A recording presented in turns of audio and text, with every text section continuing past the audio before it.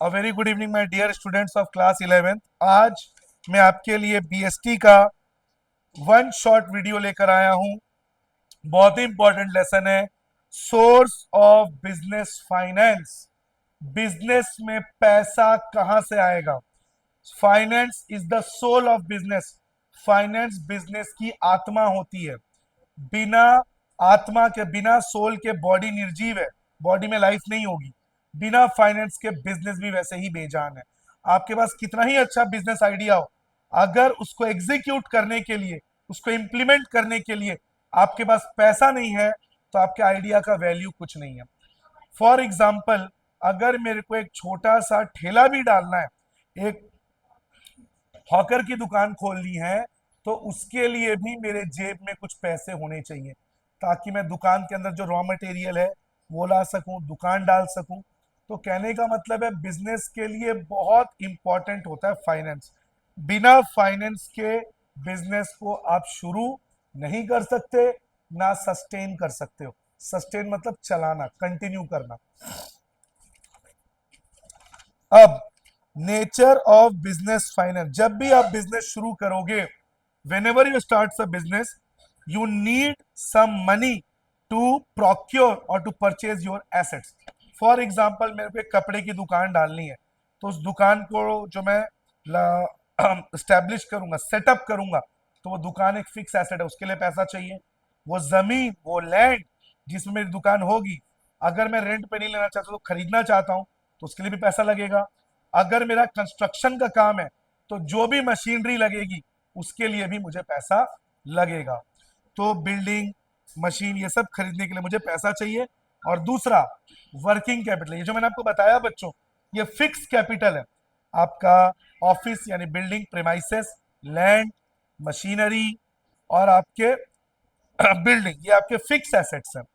Fix capital, working capital, daily के आपके खर्चे, जैसे रॉ मटेरियल का एक्सपेंस, फ्यूल, इलेक्ट्रिसिटी। अगर इलेक्ट्रिसिटी नहीं है, तो फिर आपको जो पेमेंट करना पड़ेगा डीजल, जो जनरेटर में लगेगा।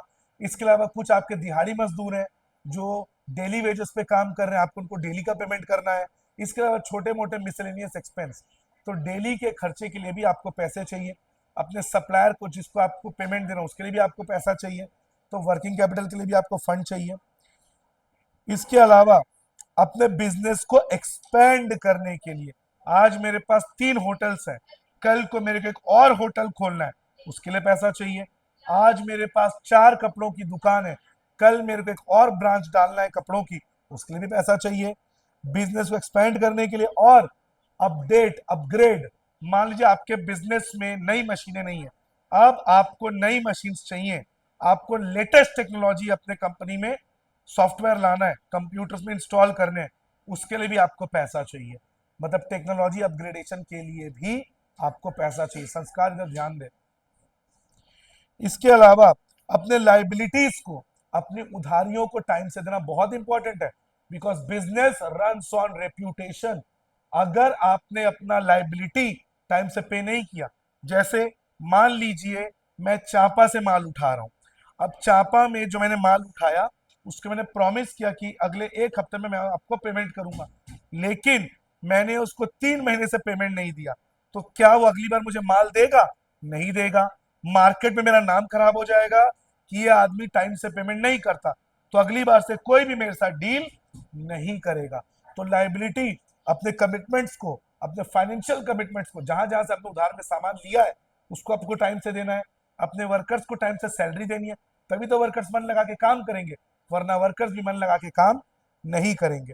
बिजनेस को स्मूथली रन करने के लिए आपने 6 महीने से बिजली का बिल नहीं पटाया, इलेक्ट्रिक वाले आए, इलेक्ट्रिशियन, गवर्नमेंट वाले, और आपका कनेक्शन काट दिया, आपका बिजनेस ठप हो गया। मशीन में डालने के लिए आपके पास पेट्रोल या डीजल या जो भी फ्यूल चाहिए वो आपके पास नहीं है, तो आपके बिजनेस का प्रोडक्शन हैम्पर होगा, बिजनेस स्मूथली रन नहीं करेगा। आपने 2-2 महीने से सैलरी नहीं दी अपने वर्कर्स को, वो काम छोड़ के चले जाएंगे। तो वर्कर्स को टाइम से सैलरी देना है, बिजली का बिल पटाना है, रॉ मटेरियल लाना है, यानी बिजनेस को स्मूथली रन करने के लिए भी आपके पास फंड होना चाहिए। और कंपटीशन, कंपटीशन को फेस करना, चलिए इसको एक एग्जांपल से समझते हैं। आप एक कपड़े की दुकान चला रहे हो, आपका दुकान अच्छा चल रहा है, ठीक है। लेकिन आपके दुकान में एसी नहीं लगा हुआ है, लेकिन आपका जो कंपटीटर है उसने पूरा डक्ट एसी दुकान में लगाया हुआ है। तो गर्मी के मौसम में जो कस्टमर्स हैं उनको थोड़ा सा कंप्लेन है कि यार यहाँ पे कपड़े तो बहुत अच्छे मिलते हैं, लेकिन यार वहां जाते पूरा पसीना पसीना हो जाते हैं, हमको आराम नहीं मिलता, नहीं जाएंगे वहां पे। बगल वाली दुकान में बढ़िया डक्ट एसी लगा है, वो जूस भी पिला रहा है, वहां जाएंगे। तो अब आपको भी कंपटीशन को फेस अगर करना है, आपको भी अपनी दुकान में एसी लगवानी पड़ेगी। उसके लिए आपके जेब में पैसा होना चाहिए। मान लीजिए आपका कंपटीटर पेपर में बड़े बड़े एड्स दे रहा है, एडवर्टाइजिंग कैंपेन चला रहा है, लेकिन आपके पास पैसा नहीं है एडवर्टाइज करने के लिए, तो भी एडवर्टाइज करने के लिए आपको पैसा चाहिए।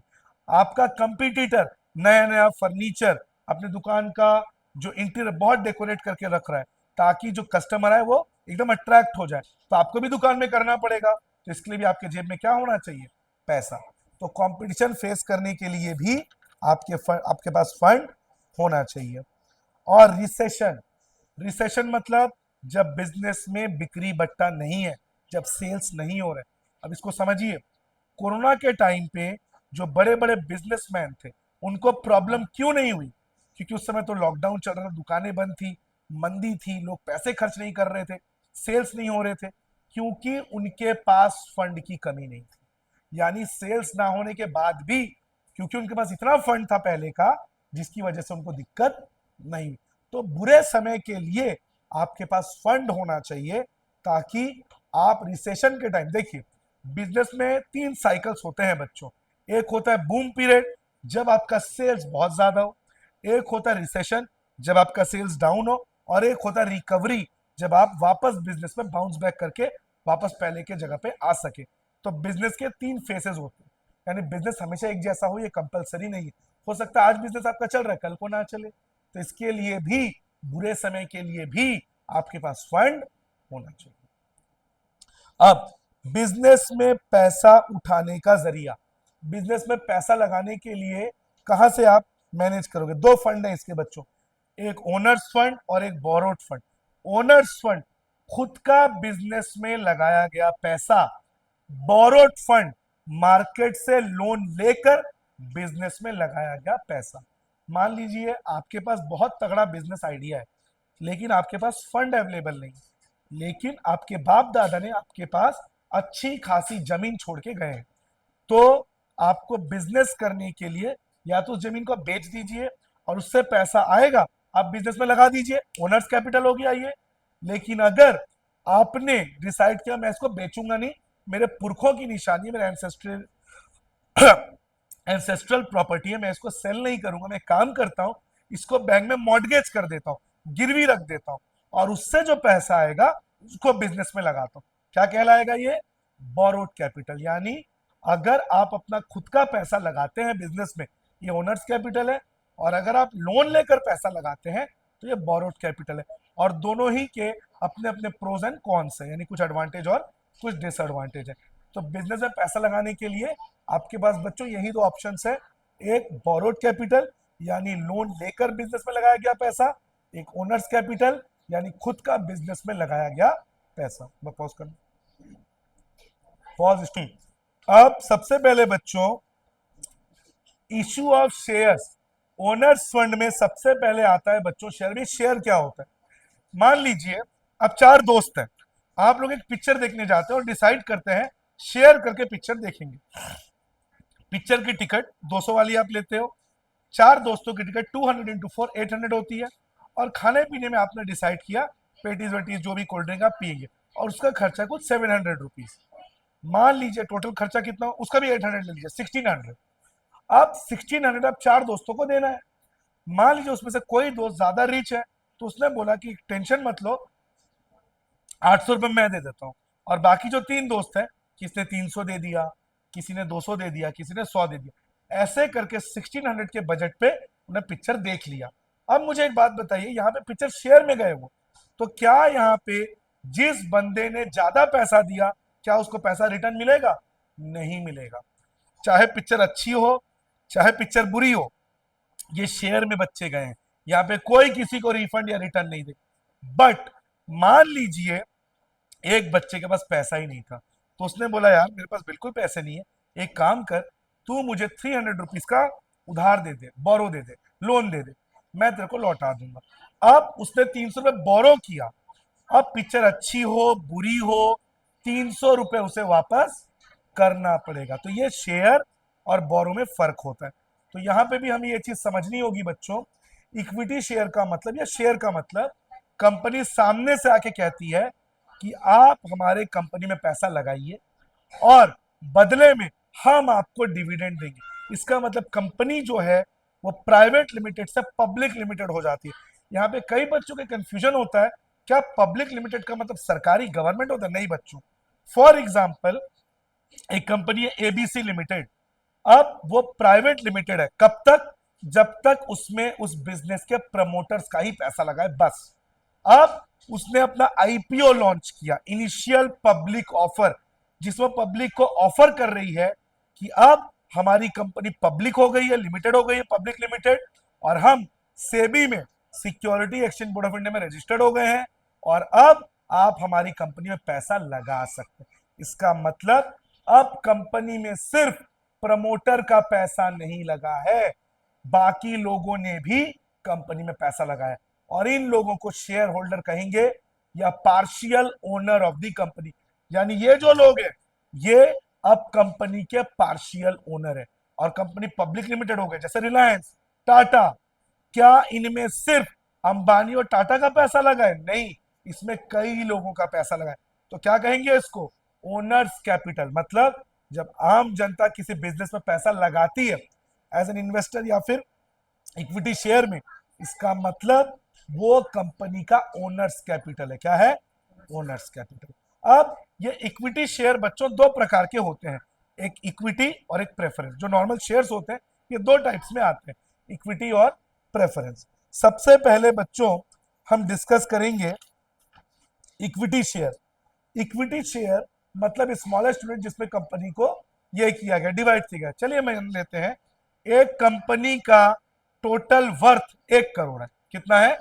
1 करोड़। उसका brand value, valuation of the company. आपने शार्क टैंक एक शो आता है उसमें वर्ड सुना होगा, what is the valuation of the company. Company की वैल्यूएशन 1 करोड़ है। अब उसको बांट दिया गया 10,000 यूनिट में। मार्क 1 करोड़ को किस में बांट दिया गया? एक शेयर को 1000 रुपीज, यानी बच्चों पर शेयर 1000 रुपीज का है। तो डिवाइड करिए 1000 से, कितने शेयर हो गए बच्चों? 10,000 शेयर्स। मतलब कंपनी के पास टोटल शेयर कितने हैं? 10,000। और इसमें जो प्रमोटर है जिसने बिजनेस शुरू किया उसने कहा 8,000 शेयर मैं अपने पास रखूंगा और 2,000 शेयर्स पब्लिक को इशू करूंगा आईपीओ के थ्रू। 8,000 को आप इंटू करिए 1000 से, 80 लाख, यानी 80 लाख रुपीस प्रमोटर लगा रहा है, और बाकी जो 2,000 शेयर को आप इंटू करेंगे 1000 से तो आएगा 20 लाख, यानी आम जनता जो है, आप जैसी जनता इसमें लगाएगी 20 लाख रुपए। अब जो भी प्रॉफिट होगा वो डिवाइड होगा बच्चों 8,000 इज टू 2,000 के रेशियो में, क्योंकि अगर इसको लाख के हिसाब से कर दें 80 लाख और 20 लाख,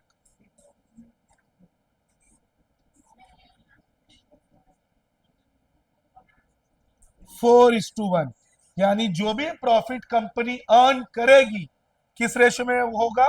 4:1। मान लीजिए एक कंपनी अर्न करती है 60 रुपीज, तो जो प्रमोटर है उसको मिलेगा 4/5 इंटू 60, उसको मिलेगा 48 रुपीज, और जो आम जनता ने पैसा लगाया था उसको कितना मिलेगा? 12 रुपीज। और शेयर के बदले जो पैसा मिले उसे डिविडेंड कहते हैं।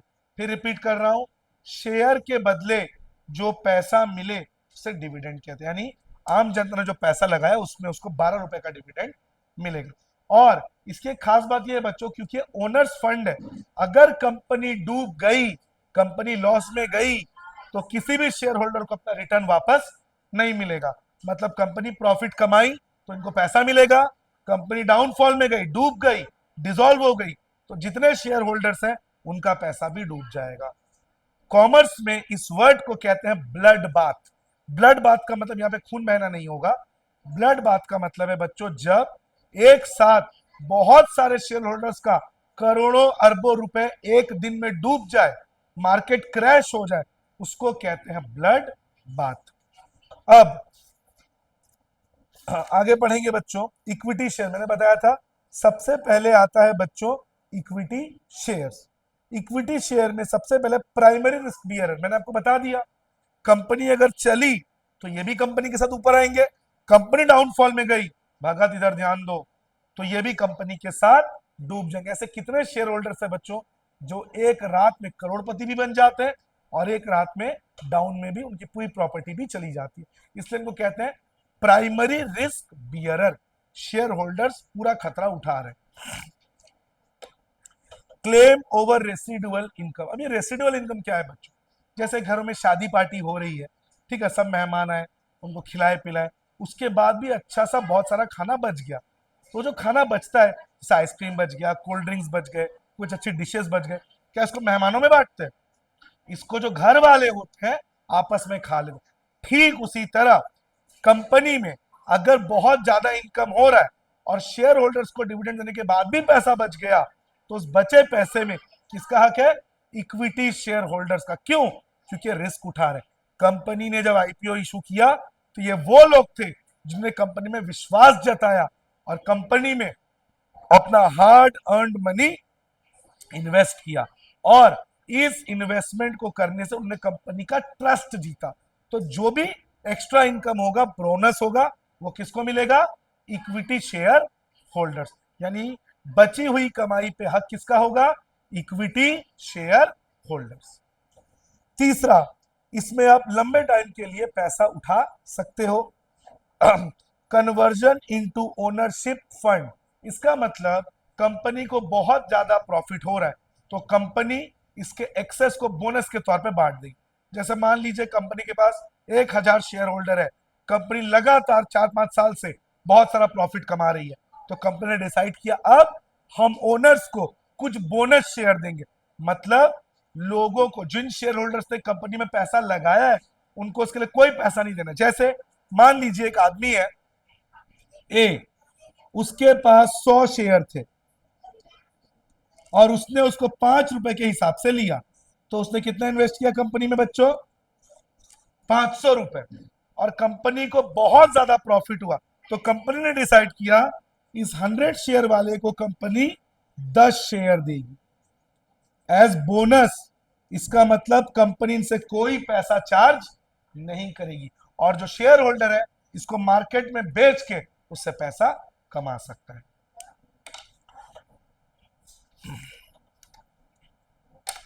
Most dependable, sorry, basis for loans. Basis for loans मतलब, अब आप बात को समझिए मेरी। जैसे फॉर एग्जांपल, अगर मेरी कंपनी के बहुत सारे शेयर्स बिक रहे हैं, डिमांड में, इसका मतलब पब्लिक को मेरे पे भरोसा है और ऐसी कंपनी को आसानी से क्या मिल जाता है? लोन। यानी मेरा इक्विटी शेयर जितना सेल होगा मार्केट में, बैंक से मुझे लोन लेने में उतनी आसानी होगी।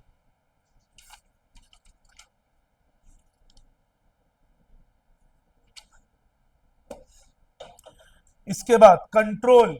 इक्विटी शेयर होल्डर्स का मार्केट, सॉरी, कंपनी पे पूरा कंट्रोल होता है। एक्चुअल में हर कंपनी अपना साल में एक बार एजीएम बुलाती है, एनुअल जनरल मीटिंग, सालाना बैठक, और उस मीटिंग में कंपनी अपना future course of action decide करती है कि फ्यूचर में हमें बिजनेस को कैसे आगे बढ़ाना है, कहां कहां पे पैसे इन्वेस्ट करने हैं। इसमें सिर्फ जो ओनर है, जो प्रमोटर है, सिर्फ उसकी बात नहीं सुनी जाती, जो करोड़ों शेयर होल्डर्स ने पैसा लगाया है उनकी बातों को भी सुना जाता है। क्यों? क्योंकि इन लोगों ने भी कंपनी में पैसा लगाया है। इसका मतलब उस कंपनी में, जैसे रिलायंस में, अगर कुछ डिसीजन लिया जाए तो क्या सिर्फ अंबानी की सुनी जाएगी? अंबानी के साथ साथ जो शेयर होल्डर्स हैं वो भी अपने रिप्रेजेंटेटिव्स भेजेंगे और उनकी भी बात सुनी जाएगी। यानी कंपनी के ऊपर शेयर होल्डर्स का कंट्रोल होता है। और इनका जो रिटर्न है ये फ्लक्चुएटिंग होता है। कंपनी को ज्यादा प्रॉफिट है, इनको डिविडेंड ज्यादा मिलेगा। कंपनी को कम प्रॉफिट है, इनको डिविडेंड कम मिलेगा। कंपनी को लॉस है तो इनको किसी प्रकार का डिविडेंड नहीं मिलेगा। प्री एम्प्टिव राइट ये अलग से आता है बच्चों पूछने के लिए एग्जाम में, जिसको कहते हैं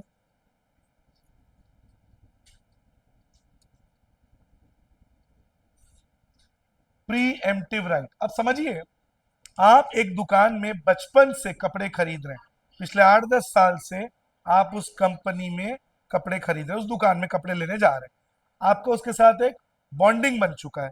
तो क्या होगा, आप गए, भैया दिवाली अरे बढ़िया सा कपड़ा दीजिए, तो बोलेगा कि इस बार ना कपड़े का स्टॉक जो मेरे पास है वो उतना अच्छा नहीं है, जब अगली बार अच्छा कपड़ा आएगा तो मैं आपको दूंगा। इसका मतलब वो जो पहला स्टॉक आएगा अच्छा वाला, उस पर किसका हक है, उस व्यक्ति का जो दुकान में कई सालों से जुड़ा हुआ है। ठीक उसी तरह जब कंपनी नया बोनस शेयर इशू करेगी तो पहला हक किसका होगा, इक्विटी शेयर होल्डर्स का, क्योंकि ये वो लोग हैं जिन्होंने कंपनी का फाउंडेशन तैयार किया, जिन्होंने कंपनी पे पहली बार ट्रस्ट किया, जिन्होंने अपने इनकम को कंपनी पे लगा दिया। तो जब भी कंपनी बोनस शेयर इशू करेगी तो पहला राइट किसका होगा, पहला क्लेम किसका होगा, इक्विटी शेयर होल्डर। और इसको कहते हैं बच्चों प्री एम्प्टिव राइट। इसके बाद परमानेंट कैपिटल। इक्विटी शेयर जो है वो परमानेंट कैपिटल है, क्योंकि जनरली जो शेयर होल्डर्स होते हैं ये कभी अपना पैसा निकालते नहीं है, इनको डिविडेंड से इनको खुशी रहती है। तो कंपनी जब वाइंड अप होती है, कंपनी जब बंद होती है हमेशा के लिए, तभी इनको रिटर्न मिलेगा, वरना ये अपना पैसा लेंगे नहीं। और अगर कंपनी डूब गई, ये अपना पैसा वापस नहीं ले सकते। क्यों, क्योंकि ये भी कंपनी के ओनर्स हैं, इन्होंने भी कंपनी में पैसा लगाया है, इन्होंने शेयर किया है। ठीक है, ये मैंने आपको इक्विटी के फीचर्स बताए। अब अगला आ रहा है प्रेफरेंस शेयर। और बच्चों ये जो दोनों शेयर की कैटेगरी है जो मैंने आपको बताया, इक्विटी और प्रेफरेंस, ये भारत सरकार ने जो कानून बनाया था वो 2000 में पास हुआ था एक्ट। 2000 में एक एक्ट पास हुआ था जिसके अकॉर्डिंग गवर्नमेंट ने कंपनीज को डायरेक्ट किया कि अब आपको शेयर्स दो हिस्सों में, दो तरीकों से, दो टाइप्स में बांटने होंगे, एक इक्विटी और एक प्रेफरेंस। अब हम डिस्कस करेंगे प्रेफरेंस। प्रेफरेंस का जो डिविडेंड है बच्चों वो फिक्स होता है, इक्विटी का मैंने बोला था फ्लक्चुएटिंग होता है, ज्यादा प्रॉफिट ज्यादा return, come profit come return. But जो प्रेफरेंस होता है उनका जो डिविडेंड होता है बच्चों वो फिक्स होता है, मतलब प्रॉफिट ज्यादा हो प्रॉफिट कम हो, अगर आपको बोला गया 5%, कंपनी 5 करोड़ कमाए तब भी आपको 5% मिलेगा, कंपनी 1 करोड़ कमाए तब भी आपको 5% ही मिलेगा। मतलब इक्विटी शेयर का जो डिविडेंड है वो फ्लक्चुएटिंग होता है और प्रेफरेंस का फिक्स होता है। दूसरा, नो सिक्योरिटी, इसके लिए कंपनी कोई सिक्योरिटी नहीं देती। जैसे इक्विटी शेयर्स के बदले कंपनी अपने एसेट्स को, लैंड बिल्डिंग मशीन को मॉर्गेज गिरवी रखती है ताकि उससे पैसे उठा सके, लेकिन प्रेफरेंस के बदले कंपनी किसी प्रकार का एसेट जो है वो गिरवी नहीं रखती। तीसरा, voting right. Equity share holders का बच्चों याद करिए मैंने क्या बोला था, कंपनी में दरवाजा बंद खोल के क्यों आ जाते हो आप लोग, बंद करो दरवाजा, क्लोज द डोर। मैं इस दरवाजे की बात कर रहा हूं।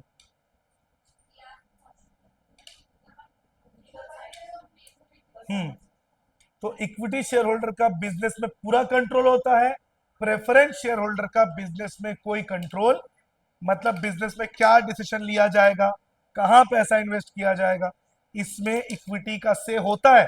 बट आवाज क्यों कर रहे, बेवकूफ है क्या बे, बट प्रेफरेंस वालों का कोई कंट्रोल नहीं होता। फोर्थ, हाइब्रिड सिक्योरिटी, ये बहुत इंपॉर्टेंट पॉइंट है बच्चों, प्रेफरेंस शेयर को हाइब्रिड सिक्योरिटी भी कहा जाता है, क्योंकि इनमें इक्विटी शेयर्स के भी फीचर्स होते हैं। जैसे इक्विटी शेयर को डिविडेंड कब मिलेगा, जब कंपनी को प्रॉफिट होगा, प्रेफरेंस शेयर को भी डिविडेंड तभी मिलेगा जब कंपनी को प्रॉफिट होगा। Once more,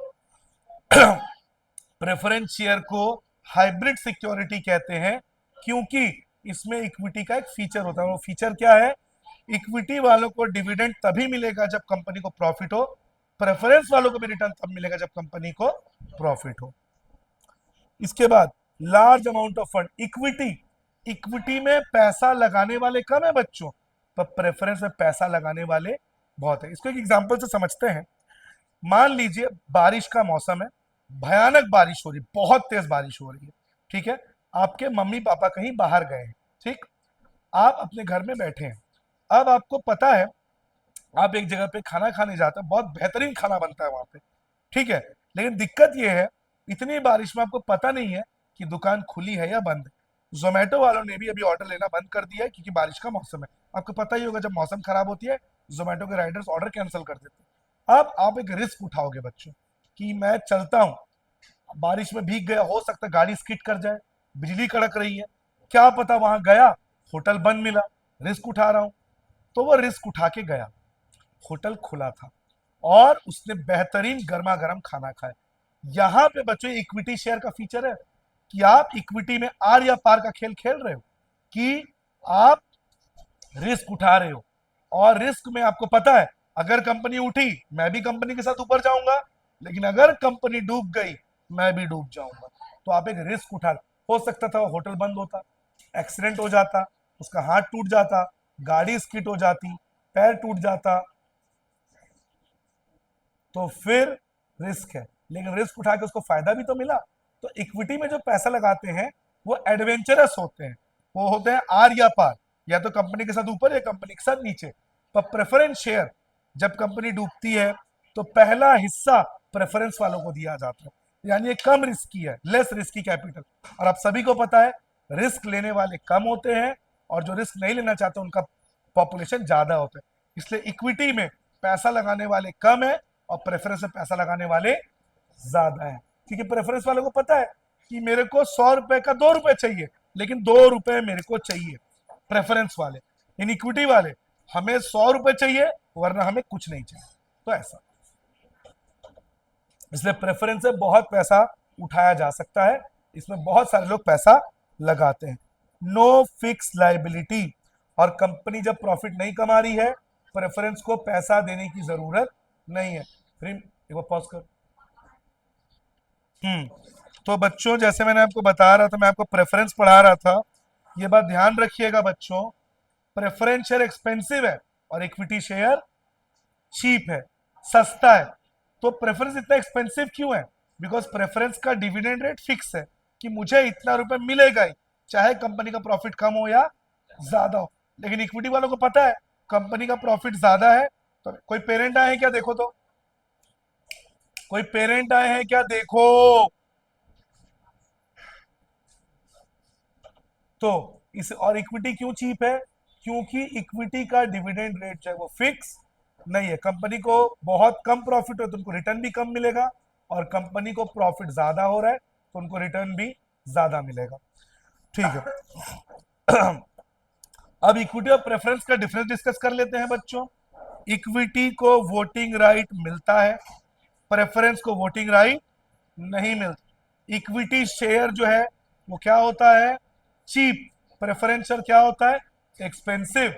equity share holders को प्राइमरी रिस्क बियरर कहते हैं, प्रेफरेंस शेयर होल्डर को प्राइमरी रिस्क बियरर नहीं कहते। प्रेफरेंस शेयर को पहला प्रेफरेंस मिलेगा कंपनी जब वाइंड अप होगी, बंद होगी, और इक्विटी को प्रेफरेंस बाद में मिलेगा। मतलब preference share holders are paid first and equity share holders are paid later. Equity share holders को वोटिंग राइट मिलता है, प्रेफरेंस शेयर होल्डर्स को किसी प्रकार का वोटिंग राइट नहीं मिलता। इक्विटी शेयर्स कभी भी रिडीम नहीं होते कंपनी के वर्किंग टाइम के दौरान, और प्रेफरेंस शेयर रिडीम होते हैं। इक्विटी शेयर होल्डर्स में जो है रेसिडुअल या प्रीएम्प्टिव राइट पे उनका राइट होता है, प्रेफरेंस शेयर होल्डर्स का रेसिडुअल या प्रीएम्प्टिव राइट में कोई हक नहीं, यानी बोनस शेयर पे प्रेफरेंस वालों को राइट नहीं मिलता, इक्विटी वालों को मिलता है। अब रिटेन्ड अर्निंग, वो पैसा जो आपने बिजनेस में प्रॉफिट कमाया लेकिन आपने खर्चा नहीं किया। फॉर एग्जाम्पल, आप सभी को पता है सबसे ज्यादा ट्रस्ट हमको खुद के हाथ पैरों में होता है। क्या पता जब बुरा वक्त आए रिलेटिव्स लोन देने से मना कर दे, दोस्त मुंह मोड़ ले, रिस्क है ना। लेकिन अगर आपके बैंक अकाउंट में लाखों करोड़ों रुपए हैं, आपको किसी से डरने की घबराने की जरूरत, पॉज करो, हो सकता है दोस्त मुंह मोड़ ले, रिलेटिव्स मुंह मोड़ ले, लेकिन अगर मेरे बैंक अकाउंट में करोड़ों रुपए हैं तो मेरे पास उसका कॉन्फिडेंस है। मुझे किसी से डरने की घबराने की, या दुनिया में कोई भी प्रॉब्लम आ जाए मुझे डरने की जरूरत है। वाई? बिकॉज मेरा रिटेन अर्निंग मेरे साथ है और मैं जब चाहूं उसको मैं विड्रॉ कर सकता हूं, कोई मुझे रोक नहीं सकता। तो रिटेन अर्निंग का सबसे बड़ा बेनिफिट ये है, you can withdraw the money when ever you want it. तो पहला फीचर जो रिटेन अर्निंग का है वो है कुशन ऑफ सिक्योरिटी। ये आपको सिक्योरिटी देता है कि बुरे समय में, एडवर्सिटी में, at the time of adversity, when you are facing repercussions and certain problems or financial or personal, but because you have your retained earning, the profit, वो प्रॉफिट जो आपने यूज नहीं किया, then you can use it any time. तो आपको एक security है, आपको एक भरोसा है। दूसरा point, new and innovative project. आपको नया प्रोजेक्ट लॉन्च करना है, आपको बिजनेस को आगे बढ़ाना है, एक्सपेंड करना है, आपके अकाउंट में पैसा है, आपको कोई प्रॉब्लम नहीं है। Third, permanent capital. ये परमानेंट कैपिटल है। अगर आपका पैसा है, क्या आपको किसी को रिटर्न करना है वापस? बोरोड फंड तो आज नहीं तो कल रिटर्न करना पड़ेगा, लेकिन ये परमानेंट कैपिटल है, आपको किसी को रिटर्न करने की जरूरत नहीं है। मोस्ट डिपेंडेबल, पहले ही बता दिया, सबसे ज्यादा विश्वास इसी पे होगा। और नो इंटरफेरेंस, कोई इंटरफेरेंस, आप जैसे चाहो वैसे बिजनेस कर सकते हो। इक्विटी में ये फ्रीडम आपको नहीं मिलेगा। Close the door. इक्विटी में फ्रीडम आपको नहीं मिलेगा। कैसे? मान लीजिए मैं एक प्रमोटर हूं, मैंने कंपनी को शुरू किया, अब मैं एक नया प्रोजेक्ट लॉन्च करना चाहता हूं जो थोड़ा रिस्की है, हो सकता है उसमें मुझे रिटर्न मिले या ना मिले। तो मेरे जो शेयर होल्डर्स, उन्होंने मीटिंग में बोल दिया नहीं, हम इसमें पैसा नहीं डालेंगे, तो ना चाहते हुए भी मुझे उनकी बात माननी पड़ेगी। क्यों? क्योंकि मेरे साथ वो भी कंपनी में शेयर होल्डर्स हैं। बट अगर कंपनी में सिर्फ मेरा पैसा लगा है, सिर्फ मेरा, तो क्या मुझे किसी शेयर होल्डर की बात माननी है? नहीं माननी। ठीक यही हुआ था एलन मस्क के साथ। एलन मस्क ने आज से कुछ 15-20 साल पहले उन्हें 3 कंपनियां शुरू की थी, स्पेस एक्स, टेस्ला और एक और कंपनी था, मेरे को उसका नाम अभी एग्जैक्ट याद नहीं आ रहा। एक कंपनी से उसने बहुत प्रॉफिट कमाया और उसने डिसाइड किया उस पूरे पैसे को वो अपने स्पेस एक्स प्रोजेक्ट में लॉन्च करेगा, इन्वेस्ट करेगा। शेयर होल्डर्स अपने हाथ खींच लिए, मना कर दे, बोले नहीं हम इसमें पैसा नहीं डालेंगे, क्या पता हमारा पैसा बर्न आउट हो जाए। बर्न आउट का मतलब यहाँ पे जलना नहीं होता। बर्न आउट का मतलब आपका कैश डूब गया, आपके पैसे लॉस में चले गए, उसको बोलते हैं कैश बर्न आउट। तो शेयर होल्डर्स को डर लगा, शेयर होल्डर्स ने अपने हाथ पीछे खींच लिए।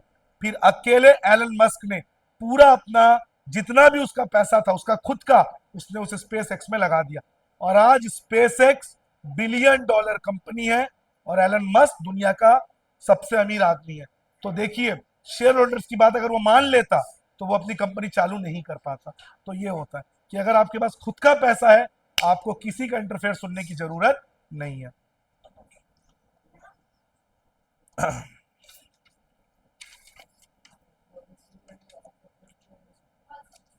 इसके बाद पढ़ेंगे बच्चों हम लोग बोरोड फंड। ये बोरोड फंड क्या है बच्चों, मैंने पहले ही बता दिया था। बोरोड फंड का मतलब मार्केट से लिया गया लोन। और बोरोड फंड ज्यादा रिस्की है बच्चों ओनर कैपिटल से। कैसे समझते हैं? मान लीजिए मैं अपनी गाड़ी चला रहा हूं, ठीक है, एकदम गाना गाते हुए बढ़िया स्पीड से भगा रहा हूं, एकदम बढ़िया, कान में एयरपोर्ट्स लगा के गाना एकदम हीरो टाइप में गाड़ी चला रहा हूं। सडनली मेरी गाड़ी का हो जाता है एक्सीडेंट। भगवान करे मेरा कभी ना हो, मैं 100 साल जीऊं, लेकिन एक एजम्पशन आपको दे रहा हूं। मान लीजिए बहुत भयानक एक्सीडेंट हुआ और गाड़ी पूरी टूट फाट गई, ठीक है। तो गाड़ी टूटने की वजह से मैंने गाड़ी को कहा यार इसमें 20-25 हजार का मेंटेनेंस है, मैं गाड़ी छोड़ दिया घर में, मेरी मर्जी, बनाओ कि नहीं बनाओ, गाड़ी मेरी है। लेकिन अगर यही गाड़ी किसी दोस्त से मैंने बोरो की होती, मुझे उसको वापस करना पड़ता। तो इक्विटी में आपका पैसा आपने 100 रुपए लगाया, डूब गया, खत्म। लेकिन अगर आपने लोन लेके पैसा लगाया है, जो पैसा डूबा वो तो डूबा ही डूबा, बर्न आउट हो गया। जिससे आपने लोन लिया था आपको उससे भी रिटर्न करना पड़ेगा। सर आपने ना नंबर लिखवा दिया, ठीक, वो भी वापस करना पड़ेगा। तो बताइए डबल रिस्की नहीं है? तो borrowed fund is more risky as compare to owners capital. किसके लिए? ओनर के लिए। ध्यान से समझिए, ओनर के लिए अगर मैंने किससे लोन लिया है तो मेरे लिए वो ज्यादा रिस्की है, लेकिन जो लोन दे रहा है उसके लिए रिस्की नहीं है। क्यों? उसको पता है वो कंपनी डूब जाए, भाड़ में जाए, मेरे को मेरा पैसा मिल जाएगा। और अगर नहीं मिला तो उसने जो मेरे पास मॉर्गेज गिरवी रखा हुआ है मैं उसको बेच के अपने लोन की रिकवरी कर लूंगा। तो ध्यान से समझो बच्चों, जो लोन दे रहा है उसके लिए बोरोड फंड रिस्की नहीं है। उसको पता है कि अगर इसका बिजनेस डूब गया, नुकसान हो गया, इसने जो मेरे पास प्रॉपर्टी मॉर्गेज की है गिरवी, मैं उसको ऑक्शन करके नीलाम करके अपना कर्जा वसूल लूंगा। बट जो लोन ले रहा है उसके लिए रिस्की है कि अगर उसका बिजनेस डूब गया, वो भी नुकसान हो गया, और जिससे उसने लोन लिया था वो भी उसे रिटर्न करना पड़ेगा। समझ गया? तो ध्यान रखिएगा। अब बोरोड फंड में सबसे पहले पढ़ेंगे बच्चों ट्रेड क्रेडिट। ये ट्रेड क्रेडिट क्या होता है? ट्रेड क्रेडिट का मतलब होता है कि आप सभी जानते हैं, अगर आपके पेरेंट्स के पास दुकान है, उन्होंने माल उठाया हुआ है, तो आप सभी को पता होगा माल का कैश पेमेंट तुरंत नहीं किया जाता। जैसे मान लीजिए एक पोल्ट्री फार्म है जहां पे हम मुर्गा काट के बेच रहे हैं, ठीक है, और उस दुकान में जो मुर्गे हैं, जैसे ब्रॉयलर हो गया, कॉकरेल हो गया, अलग अलग प्रकार के मुर्गे हैं, इसको मैं चापा से सप्लाई ले रहा हूँ, चापा से माल उठा रहा हूँ, तो क्या मैं तुरंत पेमेंट करूंगा? मैं इसका पेमेंट हफ्ते 2 हफ्ते बाद करूंगा। अगर मेरा पेंट का दुकान है तो मैं माल ले रहा हूं अपने रायपुर वाले डीलर से, क्या तुरंत उसको पेमेंट करूंगा? उसको पेमेंट करूंगा 1.5-2 महीने बाद, या 1 हफ्ते बाद, 2 हफ्ते बाद। वो मेरे रिलेशन के ऊपर डिपेंड करेगा, उसके साथ मेरे टर्म्स कैसे। तो अपने सप्लायर से शॉर्ट टाइम के लिए आप अपना जो माल लेते हैं अपने दुकान के लिए, रॉ मटेरियल, उसको कहते हैं ट्रेड क्रेडिट। और ये डिपेंड किस पे करता है बच्चों? Relationship between the dealer and the owner. अगर आपका रिलेशन अच्छा, आपकी बातचीत अच्छी है, आपको आसानी से मिल जाएगा। लेकिन अगर आपका रिलेशन अच्छा नहीं है तो फिर आपको ये नहीं मिलेगा। इसके बाद रेडिली अवेलेबल, आसानी से मिल जाता है। दूसरा फ्लेक्सिबल, इसके कोई रूल्स एंड रेगुलेशन नहीं है, मैंने पहले ही बताया। आप 1 हफ्ते के भी ले सकते हैं, 1 महीने के भी ले सकते हैं, या 3 महीने के लिए भी ले सकते हैं, जैसा आपका टर्म्स एंड कंडीशन है अपने डीलर के साथ। No flotation cost. अब ये फ्लोटेशन कॉस्ट क्या होता है बच्चों? जनरली जब बैंक से आप लोन लेते हो, आप सभी को पता है फ्री में आपको लोन तो मिलेगा नहीं, आपको कुछ एक्सपेंसेस बियर करने पड़ेंगे। जैसे हो सकता है मैनेजर आपसे कुछ कमीशन मांग रहा हो, या जो क्लर्क है आपके लोन की फाइल को आगे बढ़ाने के लिए कुछ कमीशन मांग रहा हो। तो लोन लेने के लिए आपका एप्लीकेशन फॉर्म भी लेना पड़ेगा, बैंक को कुछ सर्विस चार्ज भी देना पड़ेगा। तो इसके लिए जो खर्चे होते हैं उसको कहते हैं फ्लोटेशन कॉस्ट। लेकिन ट्रेड क्रेडिट में किसी प्रकार का फ्लोटेशन कॉस्ट, आपने फोन किया भैया माल भेज दो, वो भेज दिया, आपकी बातचीत अच्छी है उसके साथ। लेकिन हाँ, एक फीचर है कि कई बार क्योंकि आप उधार में माल ले रहे हो, वो माल के रेट को थोड़ा सा बढ़ा देगा। जैसे मान लीजिए मैंने मुर्गे उठाए, तो मेरे को वो मुर्गे 50,000 के पड़े, मैंने उसको 2 हफ्ते बाद पैसा दूंगा। लेकिन अगर मैं उसको कैश में लिया होता, हो सकता है वो मुझे 40,000 में मिल जाता। इतना कम तो नहीं होता, मान लीजिए 46-47 में मिल जाता।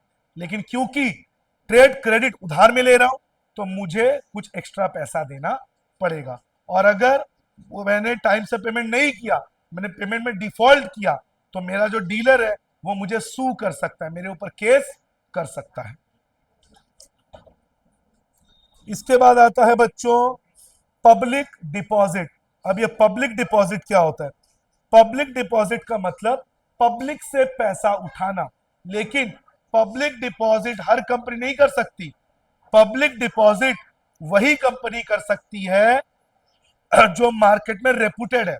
अब जैसे मान लो फॉर एग्जांपल मैं टाटा हूं, अब मैं जो है, ये कौन है, मैं टाटा कंपनी को रिप्रेजेंट करता हूं और मैं मार्केट से लोन लेने के लिए आया। अब मैं बहुत पुरानी कंपनी हूं, मेरे ऊपर लोगों को ट्रस्ट है, आसानी से पब्लिक मेरे को पैसा दे देगी। अब पब्लिक फ्री में तो नहीं देगी, तो इसके लिए मान लीजिए पब्लिक से मैंने 2 लाख रुपए लिया। क्यों लिया? मेरे को अपने वर्कर्स को पेमेंट करना था, मेरे पास कुछ कैश की कमी हो गई थी। I was going through a cash crunch in Tata. मैंने पब्लिक से पैसा उठाया और अपने वर्कर्स को पेमेंट कर दिया। पब्लिक को मैं ये पैसा रिटर्न करूंगा, 2 लाख नहीं करूंगा, बदले में कुछ इंटरेस्ट भी दूंगा। लेकिन इसके लिए मैंने टाटा का कोई प्रॉपर्टी गिरवी नहीं रखा।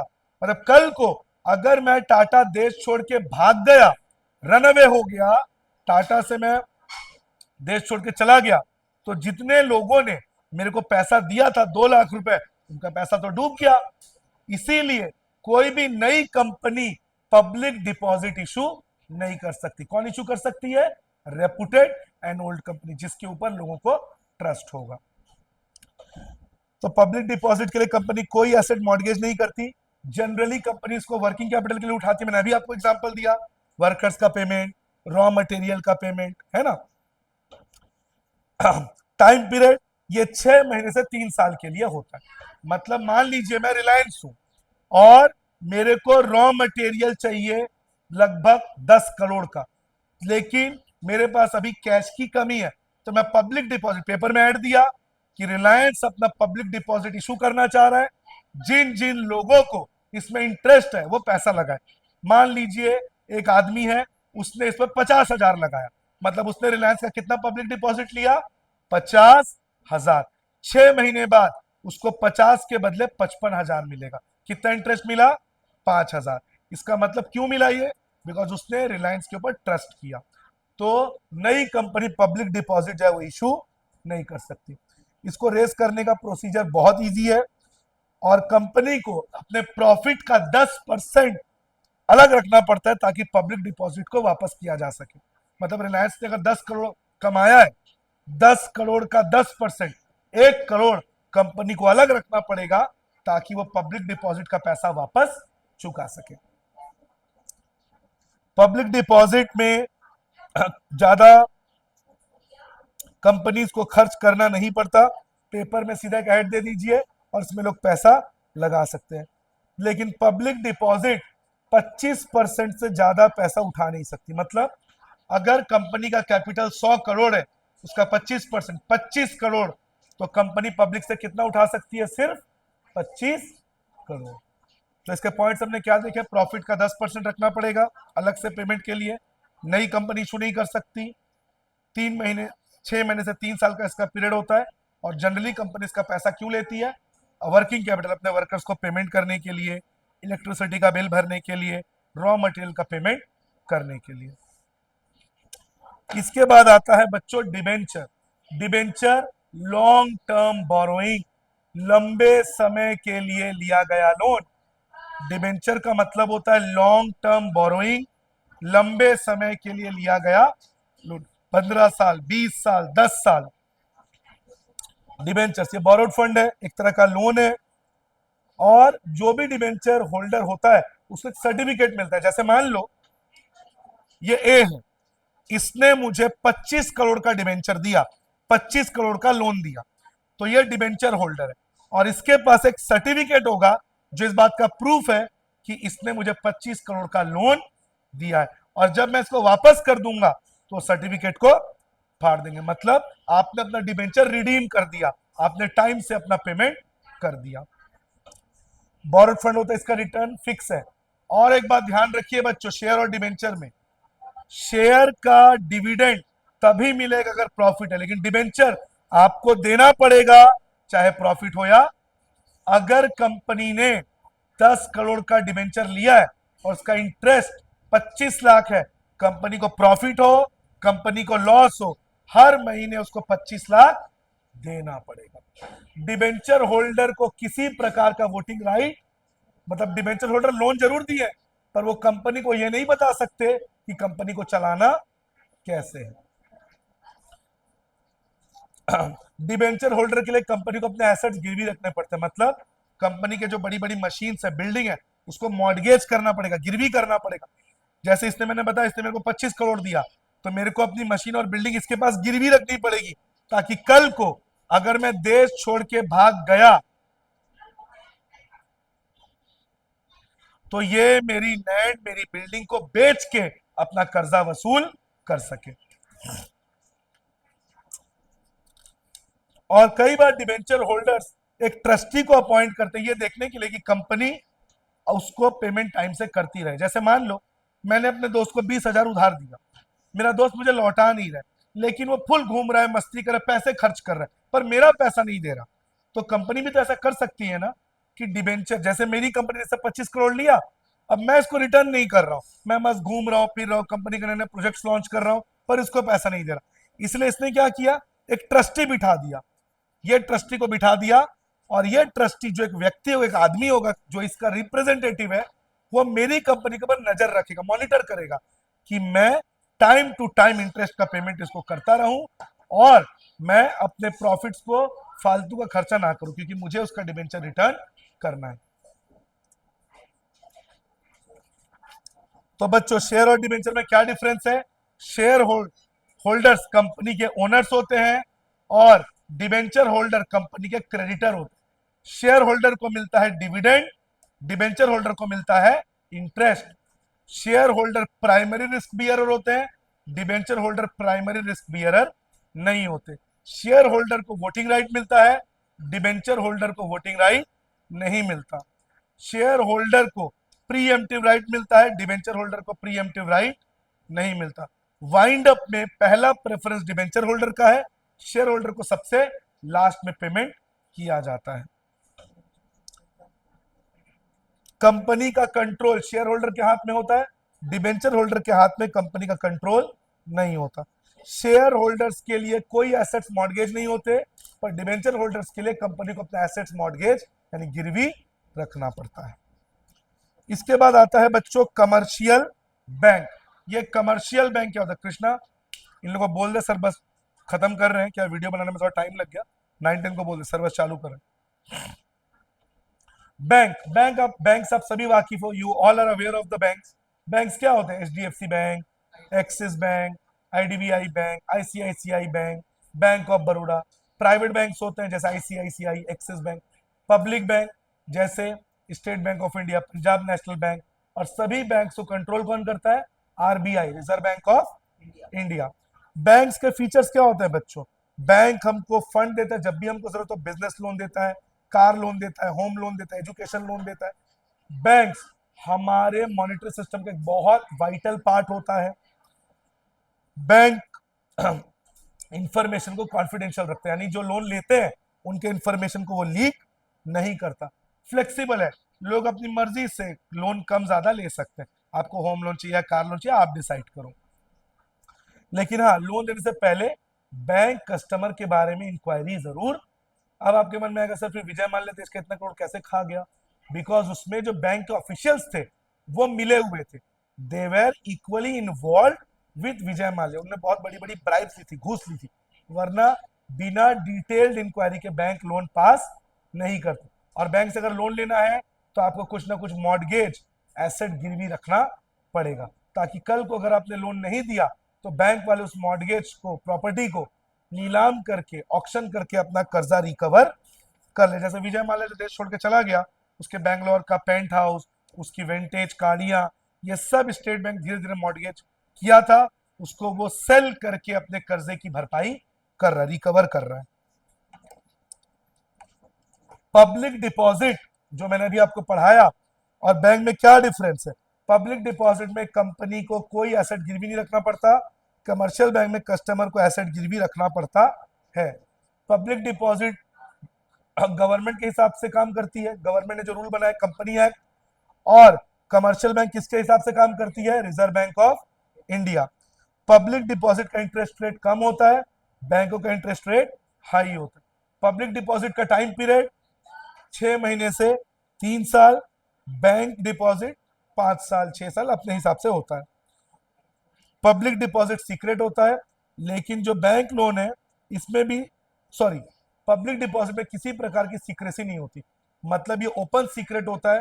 क्योंकि मैंने बताया था पब्लिक डिपॉजिट जो कंपनी लेना चाहेगी उसको पेपर में ऐड देना पड़ेगा, तो लोगों को पता चल जाता है कि किसने पब्लिक डिपॉजिट से पैसे लिए। लेकिन बैंकों में जनरली सीक्रेसी मेंटेन होती है, बैंक पेपर में नाम नहीं देता किसने किसने लोन लिया। हाँ, जब आप डिफॉल्ट करते, जब आप पेमेंट नहीं करते, तब बैंक पेपर में भले नाम दे सकता है।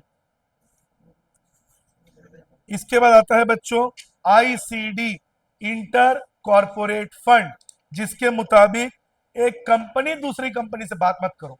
जैसे रिलायंस को आज 20 करोड़ का पेमेंट करना था अपने वर्कर्स को, लेकिन कुछ टेक्निकल फेलियर की वजह से रिलायंस का कंप्यूटर हैक हो गया, आज पेमेंट करना है।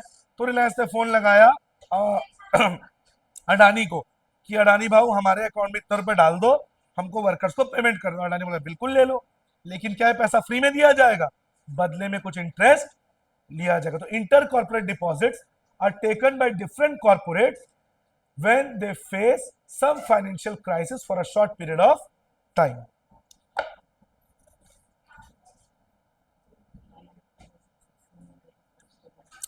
ये कब होगा? जब कंपनी किसी पब्लिक, इंटर कॉर्पोरेट डिपॉजिट कैसे होता है?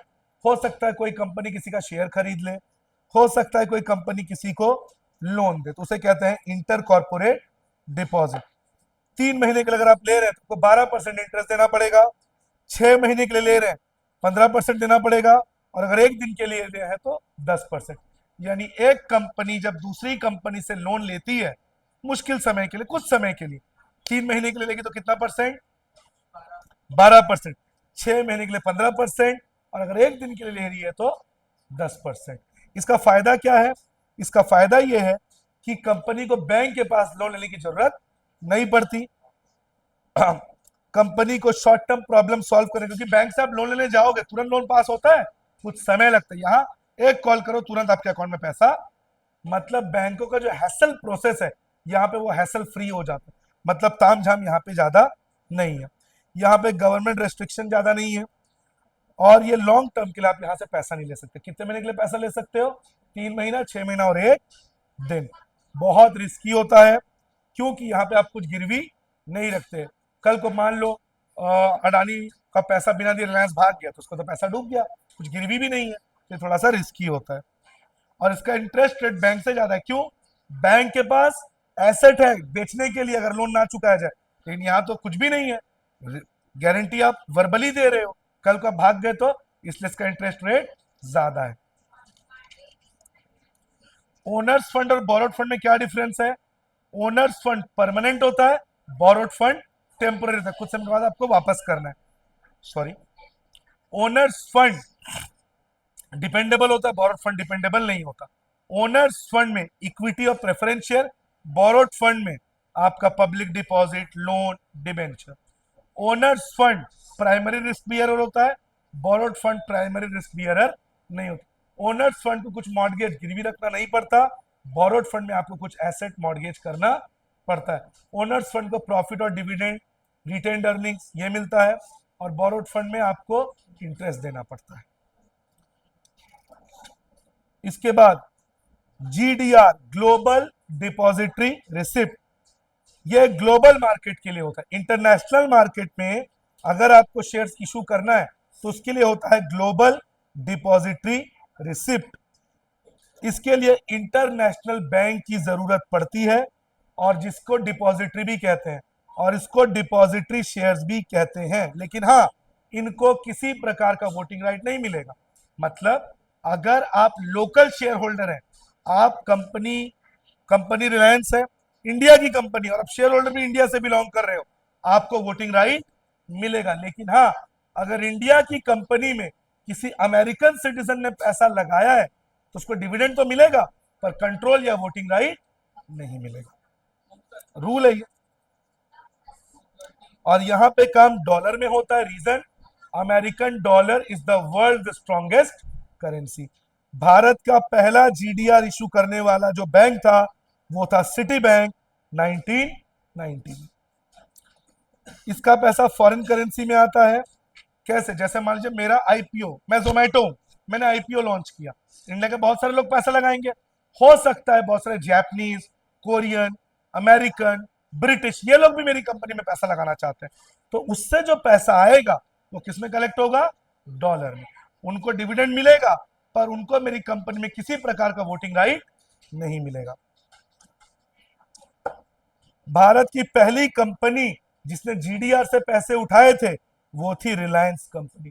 रिलायंस ने 1992 में इंडिया में LPG policy liberalisation, privatisation globalisation के बाद पहली कंपनी भारत की जिसने विदेशी लोगों को भारत की कंपनी में पैसा लगाने का मौका दिया था वो था रिलायंस।